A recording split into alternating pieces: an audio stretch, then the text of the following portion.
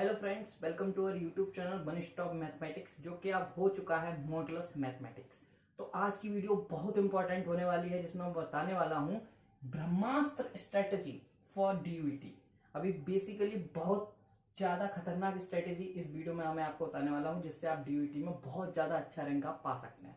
बहुत ज्यादा स्टूडेंट के मैसेज आ रहे थे, सर लास्ट 20 डेज जो बचे हुए हैं, जैसे कि आपको भी पता है कि अब ये फाइनल हो चुका है, जो आपका पेपर है वो 20 के बाद होगा। क्यों होगा? क्योंकि 15 जो सितंबर है या 15 या 16 सितंबर को आपका सीएसआईआर नेट हो रहा है। इसका मतलब पहले सीएसआईआर नेट हो रहा है, उसके बाद डीयू होगा। तो आराम से आपके पास 20 से ज्यादा दिन आराम से हैं, आज से यदि कंपेरिजन कर लिया जाए। ठीक है, तो अब इन लास्ट डेज में आपको कैसे पढ़ना है उसको ही इस वीडियो में मैं बताऊंगा। आप किन टॉपिक्स पे यदि थोड़ा सा फोकस करेंगे तो आप अदर स्टूडेंट से कैसे आप ज्यादा आगे जा सकते हैं, कैसे अच्छी रैंक ला सकते हैं। यदि आपको जाकिर हुसैन कॉलेज मिल रहा है तो आप कैसे इसको हंसराज और हिंदू कॉलेज में कन्वर्ट कर सकते हैं। तो आज की वीडियो में यही बात करेंगे। आप सभी जानते हैं हिंदू कॉलेज हंसराज कॉलेज का बहुत बड़ा नाम होता है, और मैं खुद हंसराज कॉलेज का स्टूडेंट रहा हूं। तो कैसे मैंने वो रैंक अचीव की जिससे मैं हिंदू कॉलेज हंसराज कॉलेज में पढ़ने के अवेल हो पाया, अदर देन जाकिर कॉलेज या फिर कोई भी साउथ कैंपस। तो मेन रीजन इस वीडियो का यही कि how to get north campus. ठीक है, और नॉर्थ कैंपस में भी सादा कॉलेज नहीं, एक मस्त बर्ड क्लास कॉलेज, ठीक है, जिसको बर्ड में बहुत नाम है। जैसे हिंदू कॉलेज आप कहीं पे भी लोगे, बहुत ज्यादा नाम है। चलिए वीडियो को स्टार्ट करते हैं। इसको ब्रह्मास्त्र स्ट्रेटेजी क्यों कह रहे हैं, क्योंकि अभी पता चलेगा आपको वीडियो के अंत में कि क्यों मैं कह रहा हूं। चलिए स्टार्ट करते हैं। ठीक है, तो बेसिकली सबसे पहले मैं आपको बताना चाहूंगा कि जो मैं लास्ट वीडियो में बता चुका हूँ, बहुत सारे बच्चों के डाटा आ रहे सर बता दीजिए। और बहुत सारे बच्चे देखो, मैं सभी से कहूंगा, जो भी बच्चे सीयूईटी पेपर के बाद डिमोटिवेट होके मन ही नहीं लग रहा है, कुछ बच्चे का पेपर भी अच्छा गया पर वो कह रहे हैं अब तो हो ही जाएगा, क्यों पढ़ना।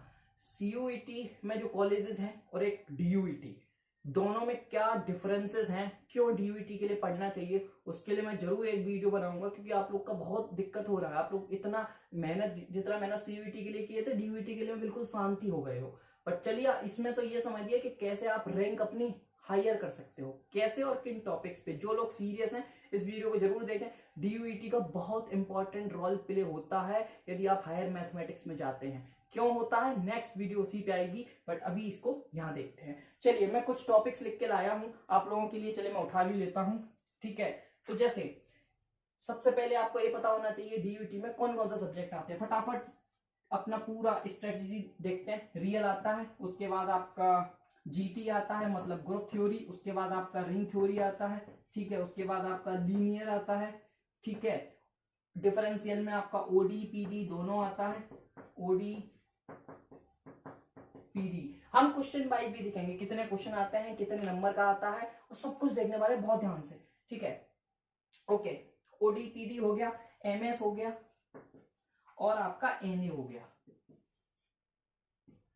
ठीक है, तो ये इतने टॉपिक हैं। इनके अलावा जैसे बात की जाए, एलपीपी नहीं आता, कॉम्प्लेक्स नहीं आता, ठीक है, इंटीग्रल नहीं आता, वेक्टर नहीं आता। ठीक है, तो अब इन पे कैसे हम कमांड बनाएं, इनके कितने कितने क्वेश्चन आते हैं। तो ऑन एन एवरेज देख लेते हैं कितने। ये लास्ट जितने ईयर का है सब एवरेज है। जैसे रियल के हमेशा देखा गया है 10 से 15 क्वेश्चन रियल आता है। ठीक है, 5 से 7 क्वेश्चन आपका जीटी आता है। आरटी यदि मैं देखूं तो 3 से 4 क्वेश्चन आरटी आता है। लीनियर के 10 से 12 क्वेश्चन आपके पूछे जाते हैं। डिफरेंशियल ओडी 4 से 6 क्वेश्चन। ठीक है, पीडी का 1 से 3 क्वेश्चन, और एमएस का 1 से 2 क्वेश्चन, और 0 से 1। तो नीचे का आई थिंक आपको दिख रहा है कि नहीं, मैं बता देता हूं। मैंने यहाँ पे मैट्रिक स्पेस का लिखा है 1 से 2 क्वेश्चन, और एनए न्यूमेरिकल एनालिसिस जो डीयू में आता है, और उसका बहुत इंपॉर्टेंस भी है, भी बता दूंगा, सबके इंपॉर्टेंस भी बता देता हूं। एनए का जो है वो 0 से 1 क्वेश्चन। ठीक है, तो ये आता है। अब आप ध्यान से देखोगे तो यहाँ पे 50 क्वेश्चन बन जाते हैं। ठीक है, आप एडिशन करोगे तो हाईएस्ट वाले, लोएस्ट वाले मत करिएगा, इनके बीच में है। तो जिस ये सपोज इसमें 12 आए तो ये 3 किसी और में आए होंगे। ठीक है, तो ऐसे आप देख सकते हैं। तो यहाँ पे तो क्वेश्चंस कितने आते हैं। अब बिटेज आप देखोगे तो 15 क्वेश्चन, मतलब 60 नंबर का बिटेज। आप समझ रहे हो, केवल रियल का। मतलब 60 मत मानो, तो बीच में यदि मानोगे तो 50% या 40% तो रियल आ रही है। ठीक है, उसके बाद इसका बिटेज देखो। ठीक है, तो ये बिटेज आप 4 का कैलकुलेशन कर लीजिएगा तो बिटेज आ जाएगा। नेक्स्ट जो चीज मैं सिखाने को आपको देख रहा हूं वो यही कि पूरा पेपर होता है आपका 200 नंबर का। क्वेश्चन होते हैं 50। और कट ऑफ भी बता देता हूं, इसकी कट ऑफ कितनी जाती है। यदि आप, मैं अभी तक की हाईएस्ट बता रहा हूं, 130 नंबर गई है। लास्ट ईयर की देखो तो शायद 120 के लगभग गई थी, जो टॉपर था।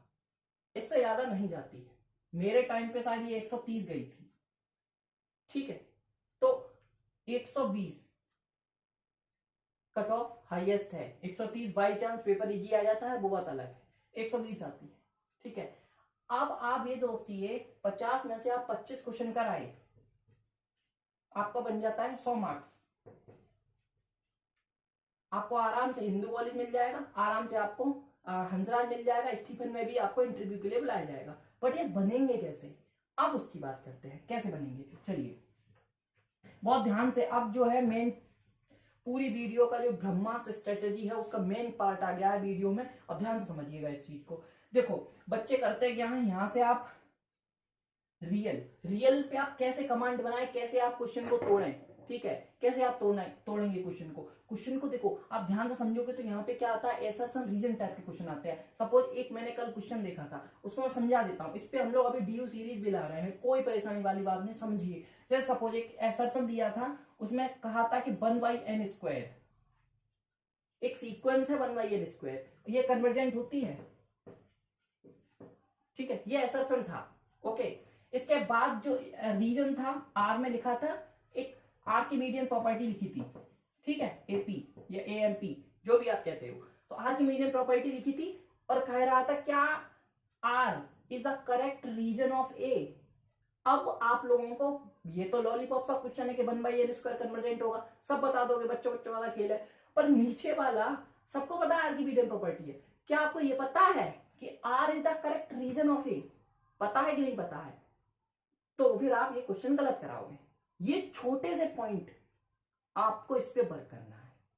आपको कोई बड़ा पहाड़ नहीं तोड़ना है, आपको ये देखना है कि सीक्वेंस है तो उसका बेसिक क्या है, क्या ये करेक्ट रीजन है। मतलब कॉन्सेप्ट्स पे ध्यान देना है, वरना आप नहीं कर पाओगे।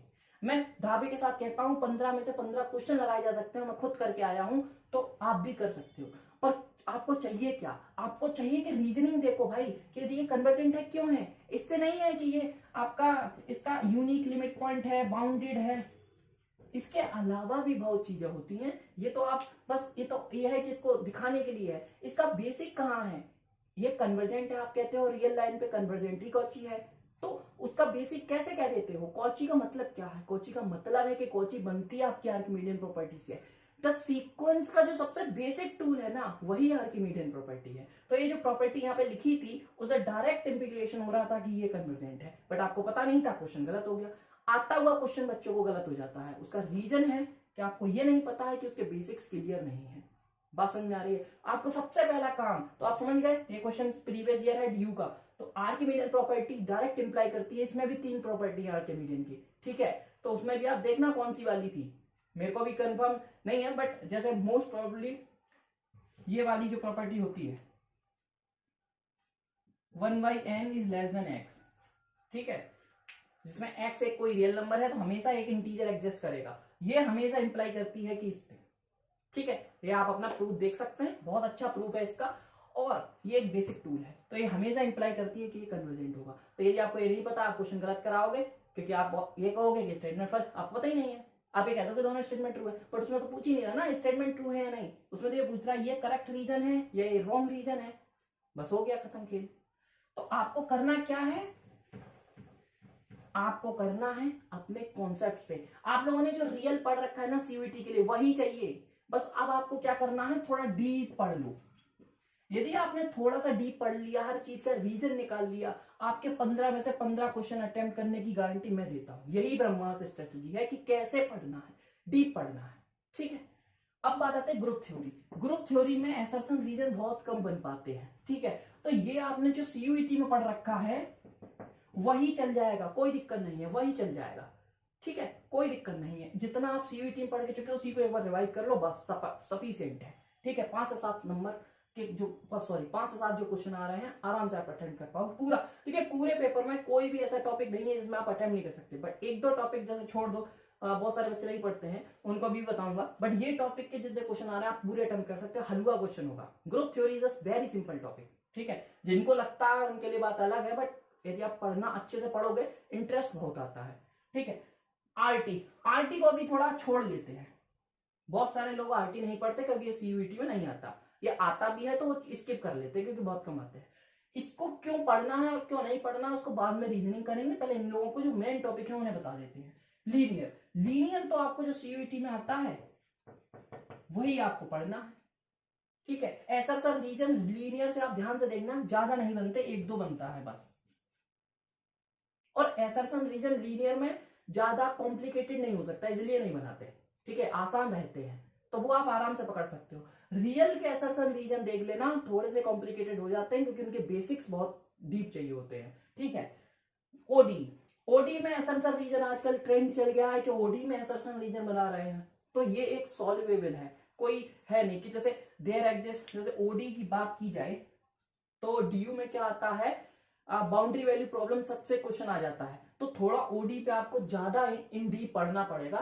तो इन डीप पढ़ने के लिए क्या, बाउंड्री वैल्यू प्रॉब्लम या फिर ग्रीन्स फंक्शन, ठीक है। तो इन पे इसका मीनिंग क्या है, क्यों ये इतना डीप दे देते हैं, इसका मीनिंग है कि आप एमएससी में जब जाओगे फर्स्ट सेमेस्टर में आपको ओडी ही मिलेगा जिसमें ये सब है, तो वो चाहते हैं कि आप लोग ये सब सीख के थोड़ा आए, वरना आपको फर्स्ट सेमेस्टर में बहुत दिक्कत होने वाली है, इस वजह से वो ओडी इतना डीप दे देते हैं। तो बाउंड्री वैल्यू प्रॉब्लम 2 पॉइंट जो बाउंड्री वैल्यू प्रॉब्लम होती है वो आना चाहिए, ठीक है। ग्रीन्स फंक्शन आना चाहिए थोड़ा बहुत, तो वो सिंपल डायरेक्ट स्टेटमेंट थोड़ा सा पढ़ लोगे ना, कोई डीप सॉल्व नहीं करवाते, डायरेक्ट स्टेटमेंट आते हैं, तो इनको आपको कहां तक पढ़ना है, थोड़ा डीप पढ़ना है, मतलब कोर्स में अंदर ज्यादा कुछ पढ़ना है, ठीक है।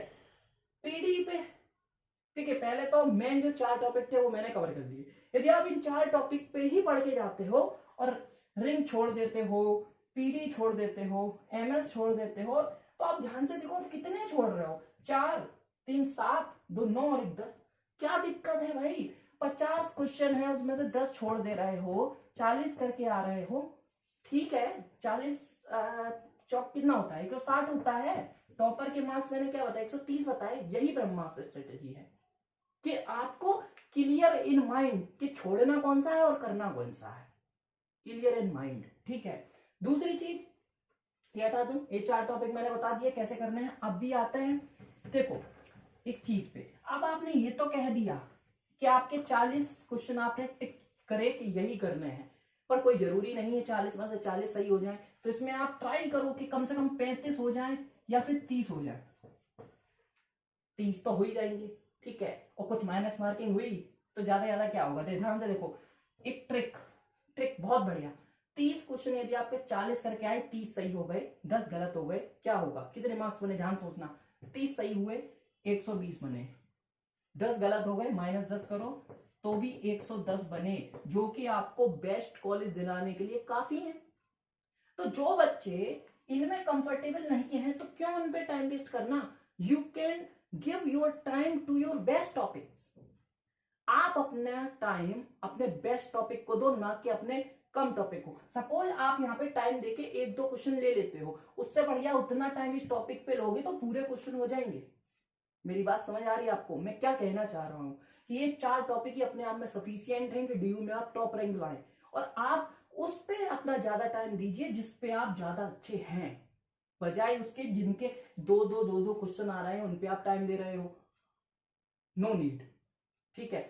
बट यदि आपने इसको अच्छा कर रखा है, फिर भी आपको ये हो जाता है पेपर में आपको समझ नहीं आ रहा आप कैसे पढ़े, सर पैसे मैंने बता दिया है कैसे पढ़ना है, क्या पढ़ना है, फिर भी हम अभी डीयू सीरीज ला रहे हैं, आप सभी बताइएगा। हम लोग ने सोचा है कि जैसे हमने सीयूईटी के लिए पूरा रियल पढ़ा था, ऐसे ही डीयू, देखो डीयू का जैसे मैंने बताया इस टाइप के क्वेश्चन कैसे करने हैं, किन चीजों पे ध्यान देना, ऐसे ही क्या आप चाहते हो रियल, अभी बहुत टाइम है, 20 दिन आराम से हम मस्त तरीके से करेंगे।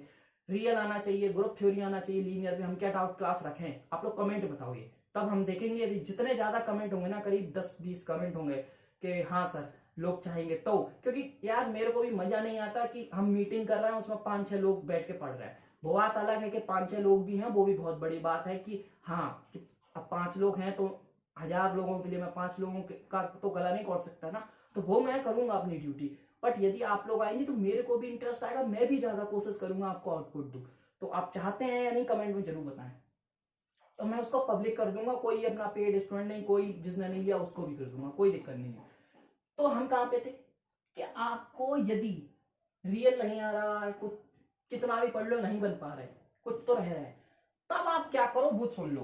तो ये एक स्ट्रेटेजी है, जिनको पूरा उन्हीं पे फोकस करना उसी को जाओ, ठीक है, कोई दिक्कत नहीं, आप अच्छा मार्क्स पा लोगे। अब आते हैं जो हमने टॉपिक छोड़े हैं। सबसे पहले आता है आरटी। देखो आरटी में 5-6 चीजों को ध्यान रख लो, इनसे बाहर कुछ जाने वाला नहीं। सबसे पहले सबरिंग,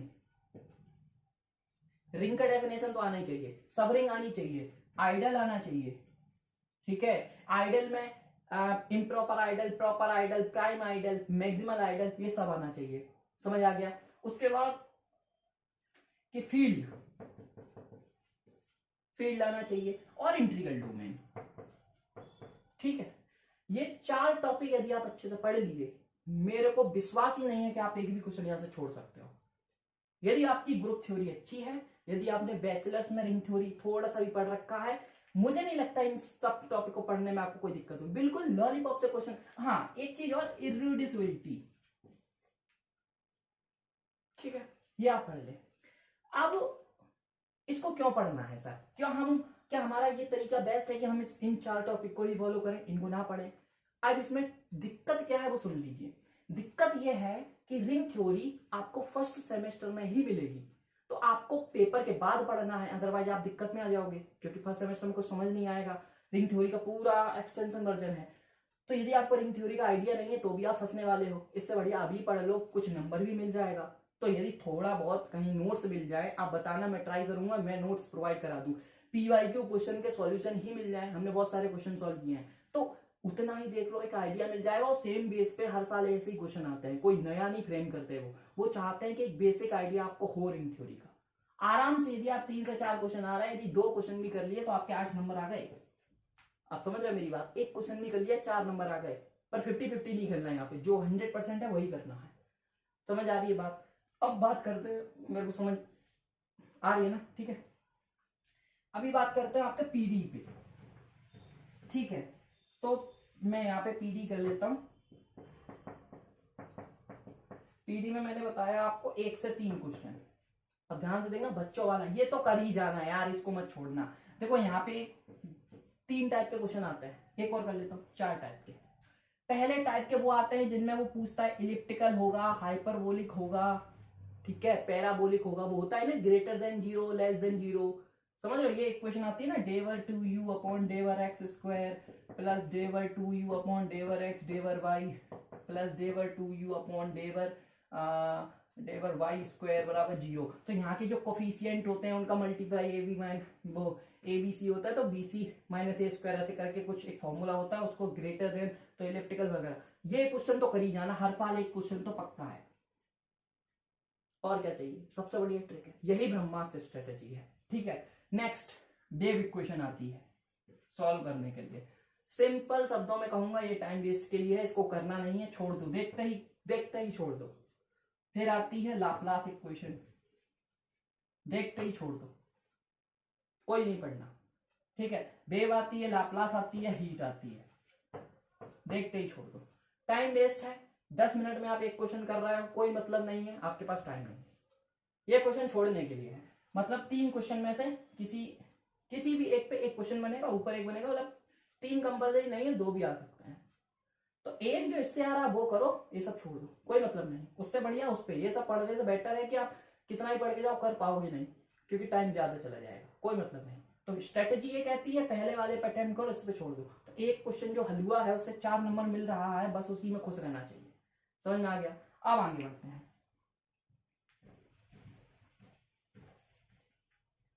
ठीक है। मस्त लग रही है वीडियो, ये बहुत इंपॉर्टेंट वीडियो है, पूरा देखो। एमएस में मैंने बताया आपको मैट्रिक स्पेस, 1 से 2 क्वेश्चन कहां से आता है, हर साल का वो है, ओपन, क्लोज्ड, कनेक्टेड, कॉम्पैक्ट। देखो मैट्रिक स्पेस होता है बेसिकली, मजा जब आता है मैट्रिक स्पेस में, वो हायर डायमेंशन पे आता है, आपके में नहीं है, कोर्स में नहीं है तो नहीं आएगा, ध्यान रखना। तो आपको करना क्या है, सिंपल टोपोलॉजी आएगी ऑन आर पे, मैट्रिक स्पेस पे। ऑन आर मतलब रियल लाइन टोपोलॉजी लेके वो काम कर रहा होगा। तो आपको ज्यादा कुछ सोचना नहीं है जो आप पढ़ाए हो, इतना कुछ नहीं, वो एमएससी में जाके पढ़ोगे हायर डायमेंशन। ठीक है, ओपन क्लोज कनेक्टेड कॉम्पैक्ट, ठीक है बस।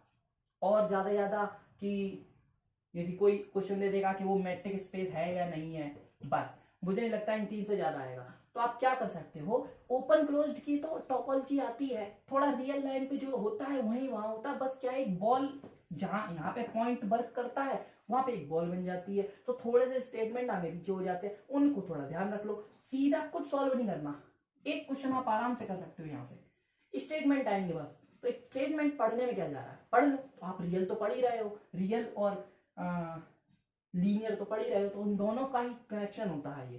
ठीक है, तो आप आराम से कर सकते हो। या नहीं भी कर पा रहे तो लीव कर दो, 2 क्वेश्चन के पीछे आप क्यों झंझट लो, छोड़ दो। और एनए को तो मैं सजेस्ट ही नहीं करूंगा आप पढ़ो, कितना भी पढ़ लेना वो क्वेश्चन नहीं होता है, कोई मतलब नहीं है। तो मैंने फाइनल कंक्लूजन आपको क्या दिया है, मैंने बताया है रियल आप पूरा कर सकते हो, ग्रुप थ्योरी आप पूरा अटेम्प्ट कर सकते हो, एमएस में मैंने बताया छोड़ दो, एनए मैंने बताया छोड़ दो। इसका मतलब क्या है, एमएस आप छोड़ रहे हो तो 2 क्वेश्चन हद से हद, एनए छोड़ रहे हो 1 क्वेश्चन हद से हद, इसका मतलब क्या है 3 क्वेश्चन छोड़ रहे हो।